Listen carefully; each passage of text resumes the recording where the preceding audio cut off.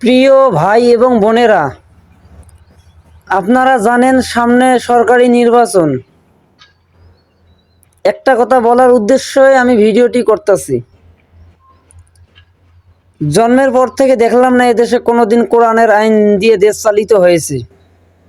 কোরআনের আইন কেমন সেটাও দেখলাম না।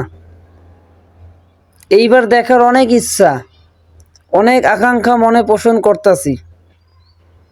আপনাদেরকেও আহ্বান করতেছি, একটাবার হলেও কোরআনের আইনটাকে দেশে আনার জন্য আপনারা ইসলামের পক্ষে ভোটটা দিয়েন। সকলকে অনুরোধ করে কথাটি বলতাছি। আল্লাহর কোরআনের আইন কেমন হয় দেখার অনেক ইচ্ছা এবং আকাঙ্ক্ষা। এটা কোনো বানোয়াট কথা না, মনোবাঞ্ছিত মনের কথা। আপনারা যদি সকলে সহায় হন,